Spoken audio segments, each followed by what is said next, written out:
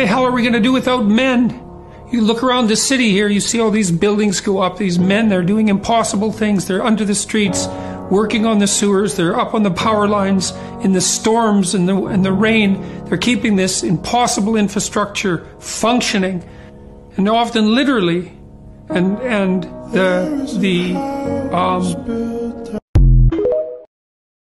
Yeah, I left for Sydney for the comedy festival for fucking 6 weeks. And I told my work I had a miscarriage. Like my day job, I told them I had a miscarriage. I didn't. I just wanted to go to the comedy festival and like get paid leave and shit.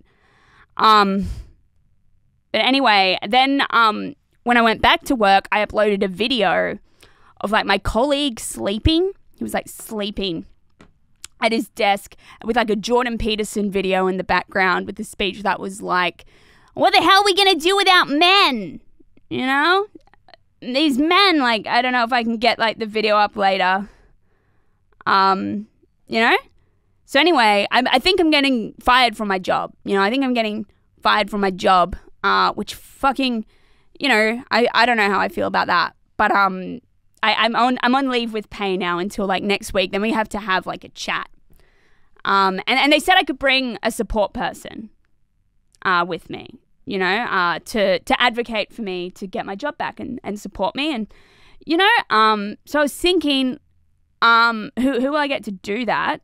And I think I'm just going to call up who I want to do that right now on the podcast. So I'm going to call up this comedian. His name's Rowan Grace. He's a great comic. He's a comedian from Brisbane. He recently finished doing a show called Tales from the Cheer Squad, which was about his experience being like in a cheer squad as like a mascot. And he rented out the Multicultural Resource Centre, a beautiful theatre under the Brisbane Bridge. And look, it was a small turnout, maybe only 20 people in a very big, huge auditorium. And yeah, and you know, and this guy, he has, I think he might have like an intellectual disability, maybe. I'm not sure. Apparently he's been telling his girlfriend I have a crush on him, which kind of makes sense because I do kind of have like this little running joke. Just because Rowan is so, I guess, like unique looking, you know, so I have a bit of a running joke that's like, whenever I see a photo of Rowan, I'll post it on my Instagram and say that this makes me cum. You know? Anyway, so now he thinks I have a crush on him, and his girlfriend thinks I have a crush on him too. Well, his ex-girlfriend. His ex-girlfriend called me, actually texted me and said, just so you know, Rowan's single now. I think she might have like the same disability as, you know, so of course kind of like this friction, which fucking sucks, you know. But anyway, I thought like who better to advocate for me to get my job back than Rowan Grace? I don't see any qualms with that. You know, so I think I'm going to call Rowan. Look, I did have to block him because he kept calling me, but I have unblocked him now so I can call him because I wanted to ask him if he will. Are you gonna video call him? Yeah. Oh, do you want me to? Do the screen capture if you do. Oh, yeah. Sorry. Thanks for reminding me.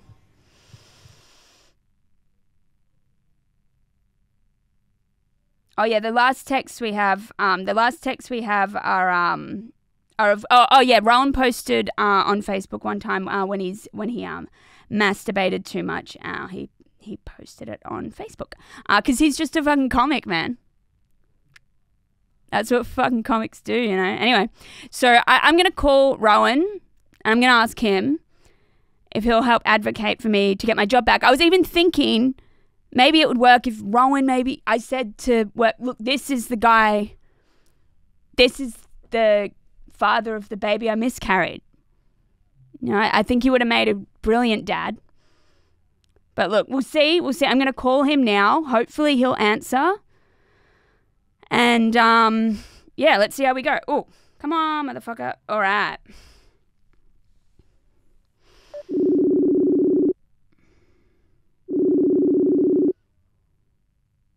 Come on, Rowan.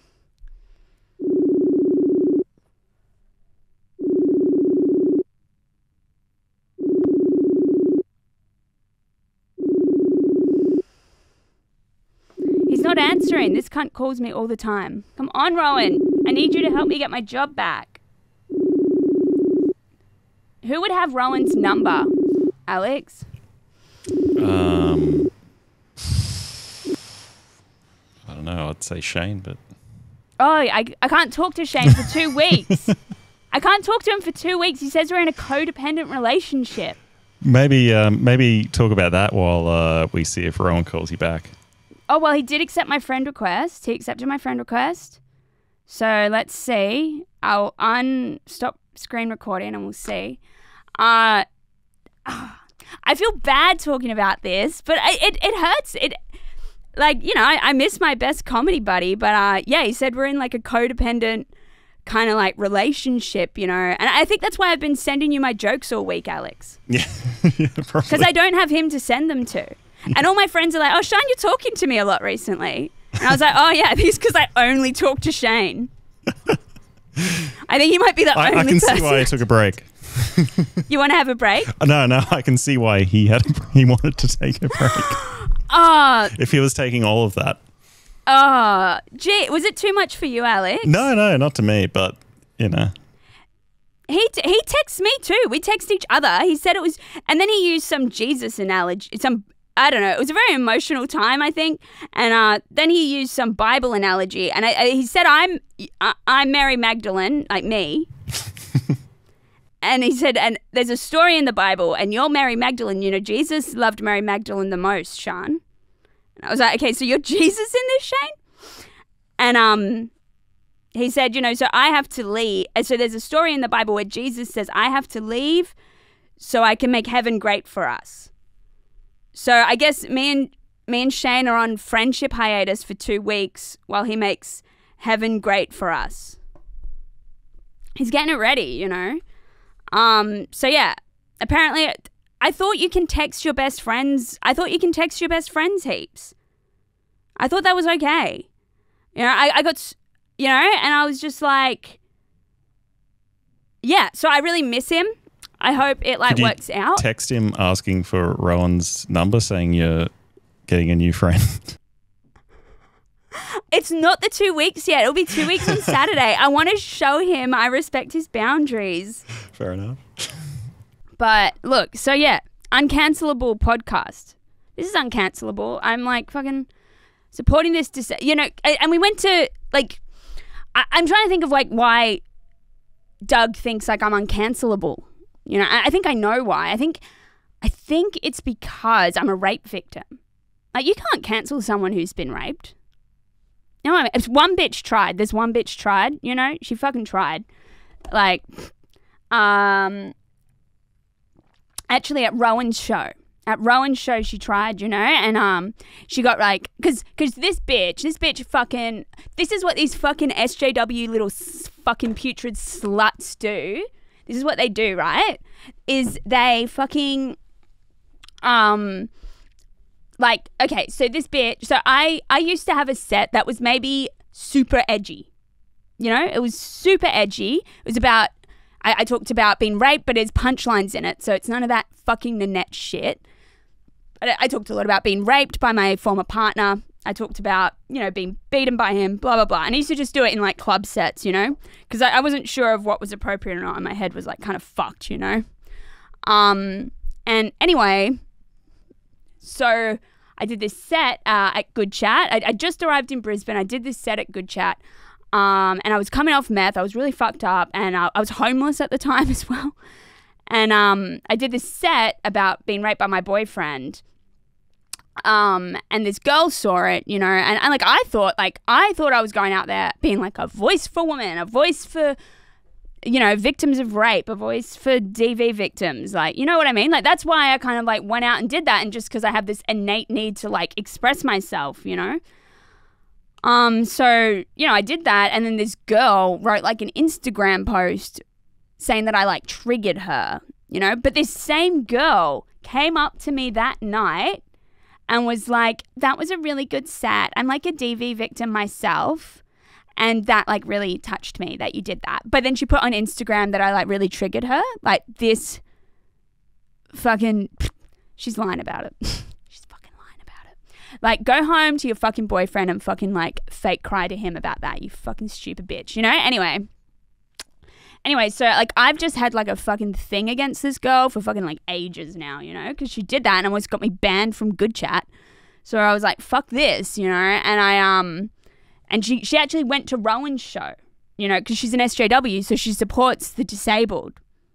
I'm not going to say she was doing it ironically. I think she, like me, we do support the disabled, you know, and we wanted to go see a mentally retarded man's comedy show. And she was there, you know, and I was maybe a bit of a bitch to her, and she kind of like sensed that, you know, and then she asked me like, why are you being a bitch to me? And I was like, because of what you did. You put on Instagram and got me fucking banned, you know? And it was in interval, because Rowan's show actually had intervals, which was amazing. It was so professional. There were intervals. There was an interval, and we had like an interval, and then like music would play for you to like go back into the room and like watch the rest of the show, you know, and after like 5 minutes or whatever, the doors would lock and no one could come back in, you know. Anyway, so this girl was like, why are you being like a bitch to me? Like, blah, blah, blah. And I was like, yeah, and I told her why, and she fucking, yeah, and then she was screaming that I was like a rape apologist, like in like the auditorium, and I was like, look, I got to go in and watch like the rest of the show, and apparently she couldn't get back into the show because they locked the doors at a certain time, and I couldn't stop laughing in Rowan's show because I just was watching this mentally retarded man talk about fucking prostitutes while a girl cried about me being a rape apologist in the bathroom. And I was just like, what the fuck? Like, this is the chaos of this is so fucking beautiful. This is comedy. This is God giving the world comedy. How insane is that? Just a mentally retarded man talking about fucking prostitutes on stage and a girl locked out in the bathroom crying about being raped. Even though I reckon she's lying about it. Nah, I don't know if I can say that. I don't know if that's a defamation thing. You know? Anyway, so we have his number.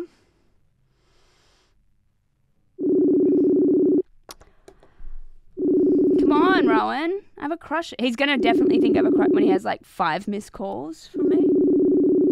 Welcome to your clingy ass girlfriend. Oh, fine. Oh, someone just messaged me. Is that him? No. Okay. Oh, well. Okay, so, yeah, look, we'll get back to that. We are going to, because what I want to do, right, is because I'm having like an interview with my work, and I want to film that and film like Rowan Grace advocating for me. You know, that's for me to get my job back. That's what I want to do, and put it on the podcast because I think you guys would appreciate that. And we'll put it on possibly the Patreon because only very special people can see that, you know. And I might get it back, you know. I might get it back. Also, what happened when I was in Sydney, I got this opener, you know, who I thought was pretty cool, and I kind of wanted, and you know, I thought it was pretty cool, and he respected me a lot, and was like, you know, and so I asked him to open for me, and he said he was like really honored, you know. Anyway, I went and I was gonna, and I went and like I fucked him, and he like didn't, and like he like told me to like leave after, and like just like called me an Uber, and he was like just some open micer cunt, and I was like, bro, like, what the fuck? And I got like really shitty about it. I was like, no, it's okay. I'm used to being treated like a fucking whore, you know? So then like I didn't have him open for me anymore, but I just expected, because he's like an open micer, he'd like really like appreciate that I was like at his house. Like I just thought he'd like appreciate that. Like I'd be like, isn't that like really cool? Like if I was an open micer, like, and I had sex, like when I was an open micer, if I was like fucking like anyone who I considered like pro or whatever, like I thought about fucking the guy in Sydney called Seizure Kaiser when I first started comedy, because I was like, I was like, oh, he's like a pro, you know? And then this guy like won't even like give me a hug after, you know? And so he didn't end up opening for me, that dirty cunt, because I was like, fuck you. And it's like, oh, it's not nice to be treated like disposable, is it? You stupid cunt. And I had sex with another open micer as well, but back when I was insane.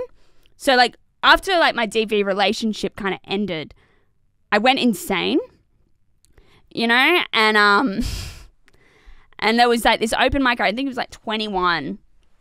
I don't know. I open my, like, pro male comics can't talk about how they're fucking like female open micers, but like I can, because I'm uncancelable, motherfucker. Anyway, you know, and yeah, so and this guy, so I did fuck like this like 21-year-old open micer. I kind of thought he was hot because he was like Irish, and I was also like insane and on like so many drugs and like didn't know what was going on, and I was really unwell. Like the DV relationship had recently like literally just ended like a couple of months ago, you know, and this like 21-year-old open micer comes to my house, and I was like, yeah, come over and write jokes with me. He knew we weren't there for that though. Like he's not stupid. Anyway. And he came over to my house, but I was like insane. And so I just started showing him like my medical records from like when my ex-partner put me in hospital. And I was like, look, man, like I'm not lying. Look, it says right here, she got raped. Anyway, do you want to fuck me? 21-year-old boy, do you want to fuck me now? But I just want you to see these medical records. Look how thick they are. Look how many times I was in there because of that motherfucker. Isn't that crazy?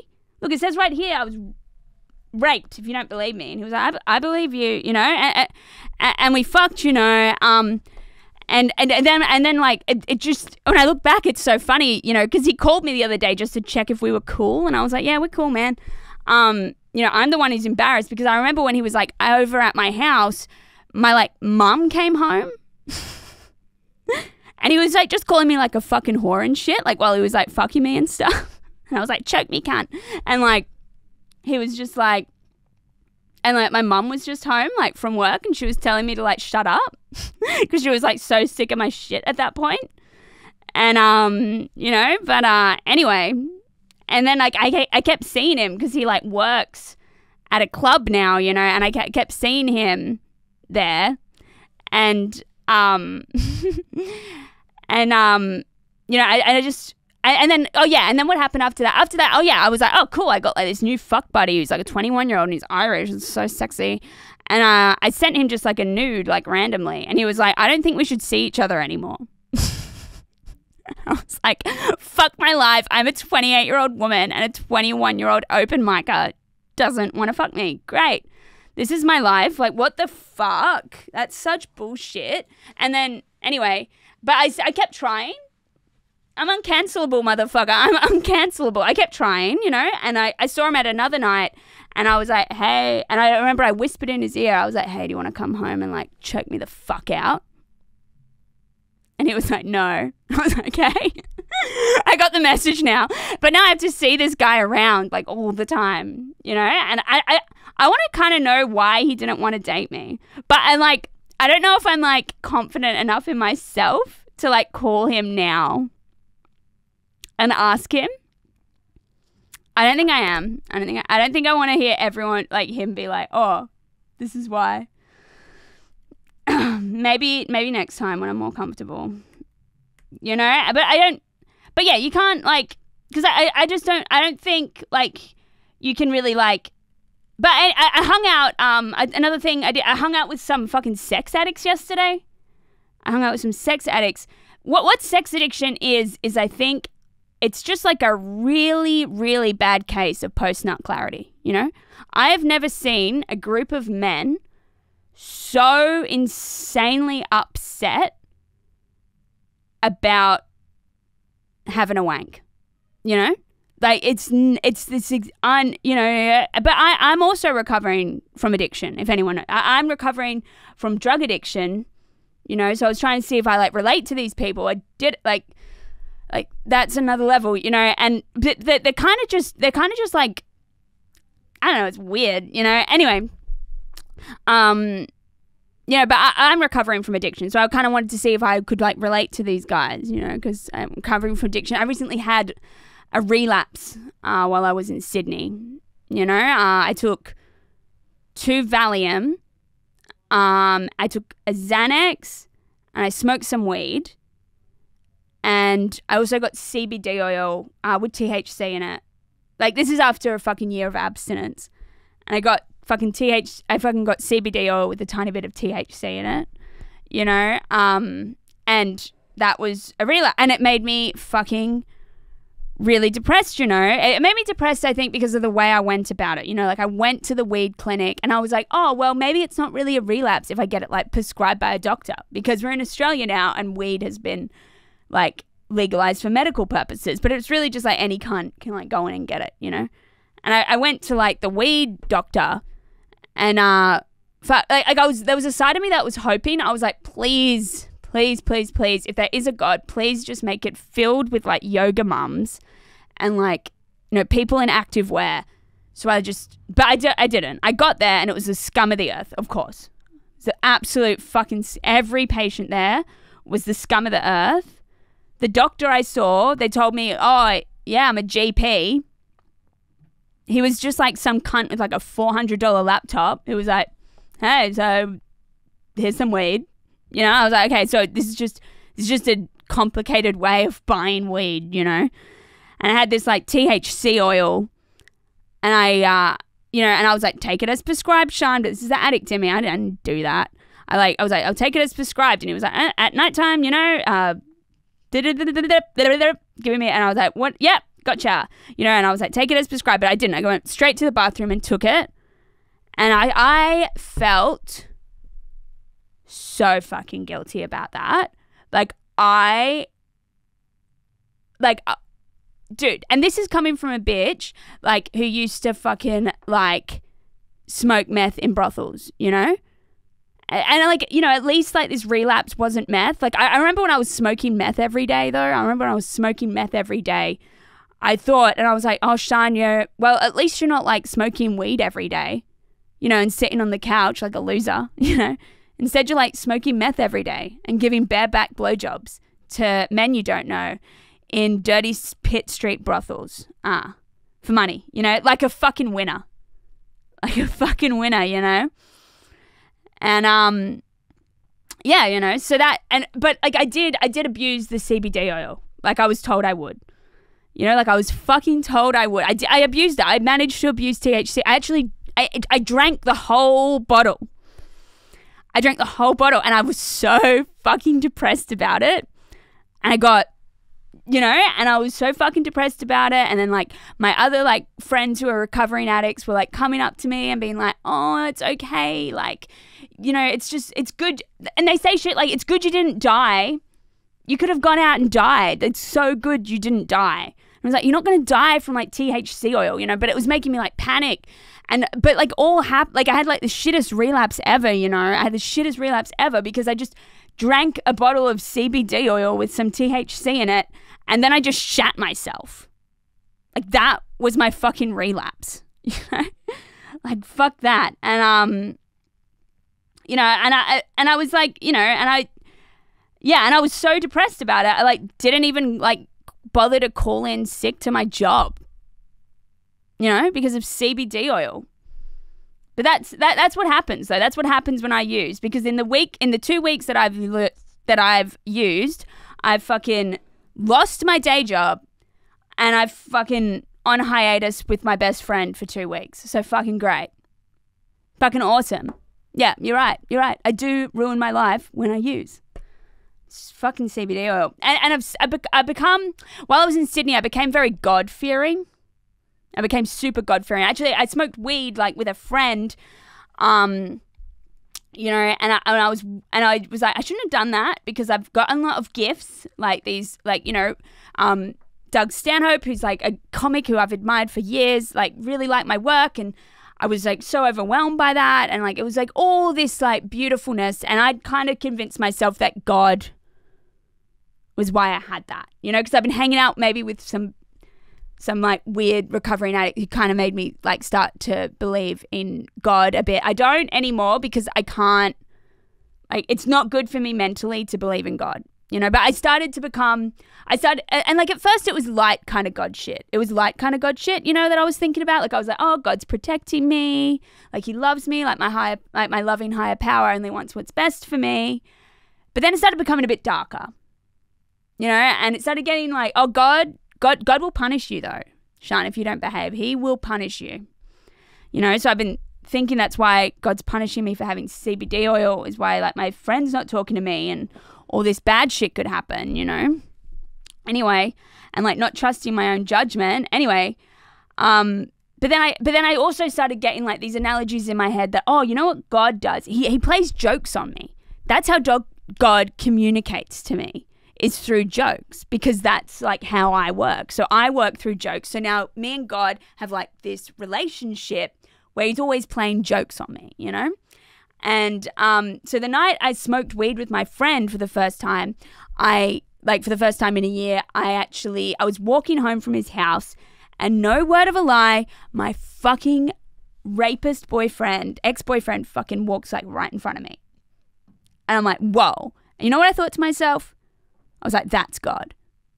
That's God playing a dark as fuck joke on me as punishment, being like, you stupid bitch, like you fucking was sober for a fucking year and I gave you all these gifts. I gave you a fucking awesome solo. I gave you a fucking, you know, all this love from Doug, and then I give you that, blah, blah, blah, blah. Like all that really had to happen with Doug is that I like opened for him, you know? It didn't have to be. And then I just got all these other gifts.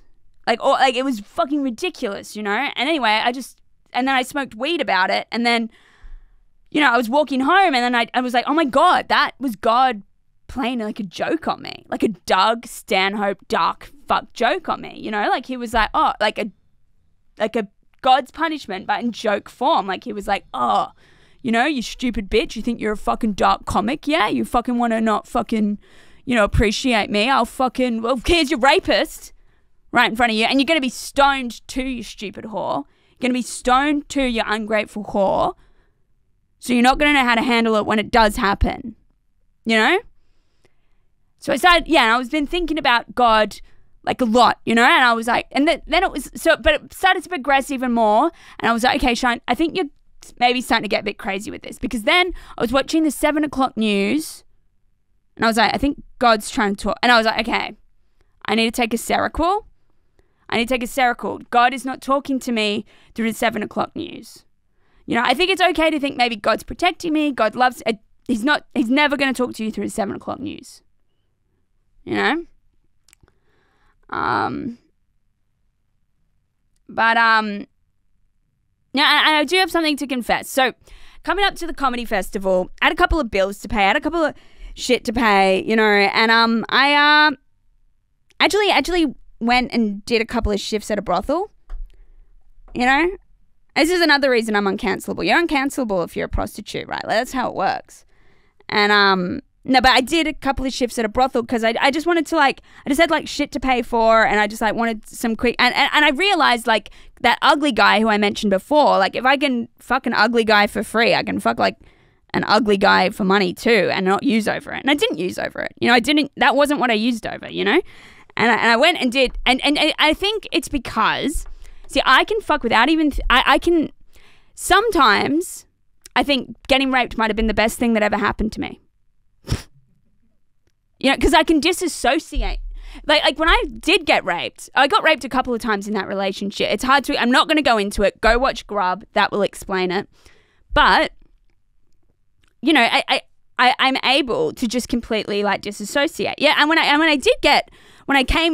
you know, told like DV services, oh, like this is happening. I had like the medical records and everything. I got heaps I got just given money.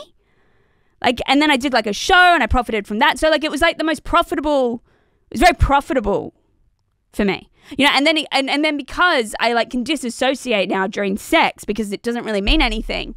I'm also able to get fucked for money and like not feel anything. And so sometimes I'm like, it's a bit of yin yang, I guess, you know, because now I can make like, you know, and I liked having my Sydney comedy poster and being like, my pussy paid for that. That's fucking sick, you know? Anyway, so that's what's going on. But yeah, and, No, I'm not going to say getting raped was the best thing that ever happened to me. You know, I'm sure there have been better things. I think Doug Stanhope shouted me out. It was probably the best thing that ever happened to me. And then being raped is maybe the second. You know, maybe the third. And just because it gave me like a superpower, you know? I will try and call Rowan one more time to see if we can do this for everyone. Okay, so let's have fingers crossed. Come on, baby. Come on, baby. Answer, baby. Answer, you stupid motherfucker. Oh, you stupid cunt. What the fuck's he doing? No, he's not a cunt. He's a busy man. This guy's doing fucking big opera house style theatres, you know?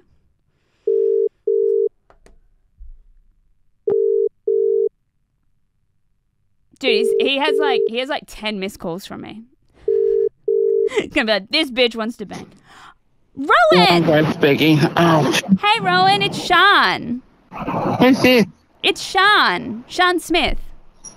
Hello? Smyth. It's Sian Smyth. Can you hear me? Who? It's Sian Smyth, the comedian. Oh, hi, Sean. I had an accident. I hurt my ribs. What'd you do? How'd you hurt your ribs, Rowan?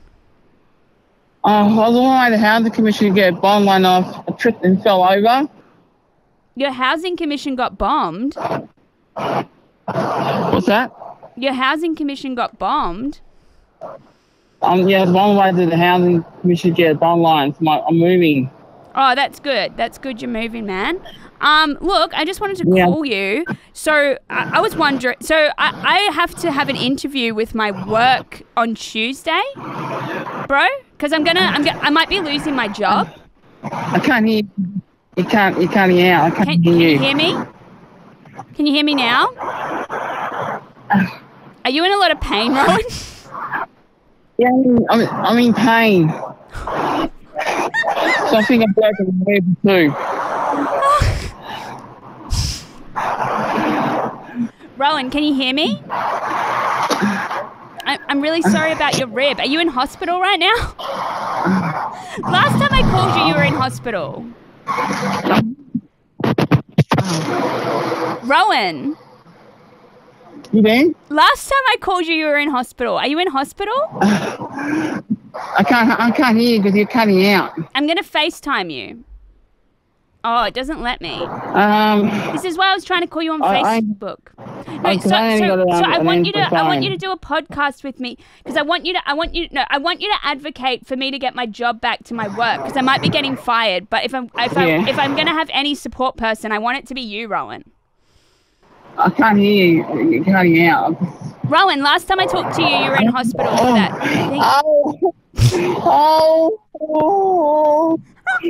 I can't hear you. Rowan, are you crying? Oh my God. It's my ribs. I think I've broken them.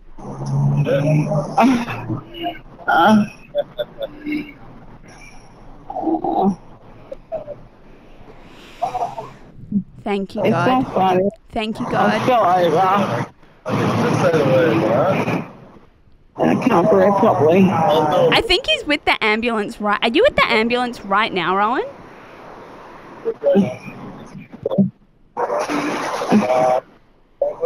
Rowan. At the hospital, they won't see me. They fully pulled out. They're not going to see you. Why won't they see you? Okay. Why won't they see you, Rowan? Oh, my ribs. Oh, I'm breaking it. I got popped out. Rowan, are they checking you out? I'm here. Are they checking you out, Rowan? Rowan, can you hear me? I'm here. Can you hear me? Yeah, okay. It's slightly just got in and out. Can you hear me now? Or can you hear me when I do this? Badly, yeah. Are they helping you, Rowan? No. They told me to go home. Well, that's probably because there's nothing wrong with your ribs if they're telling you to go home. The hospital told me to leave. Or security would bash me. Did they say security would bash you? If you left? I can't hear you, Sean. You can't hear me? I'll call you back, okay? Okay, You can't hear me, back. okay?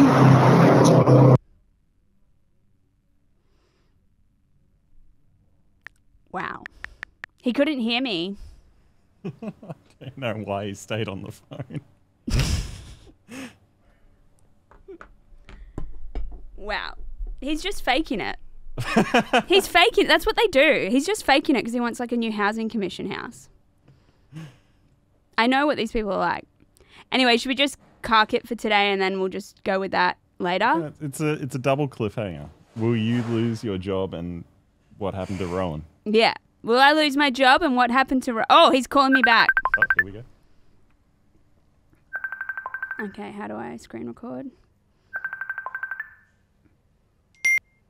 Rowan, what happened? Can you hear me? I was on my way into Parliament Housing down St George Terrace to get a bomb. Oh, it's... Yeah. Hey, Rowan. One of the, yeah? Can you hear me? Yeah, I can hear you. Yeah, so what's going on? So, the hospital people will say they won't see me, that they send me home with broken ribs. For Brisbane. That fucking sucks, man. Like, even though they were treating me, they would have to force away me in the waiting room. Rowan, I can't see your face. Sorry, I'm just holding my ribs. We're on FaceTime. I'm holding my rib cage. Yeah, I can see you now. Hey, so I want to ask you something, Rowan. Yeah? I might be getting fired, and I think you're really good at like talking for people, and I'm just asking you.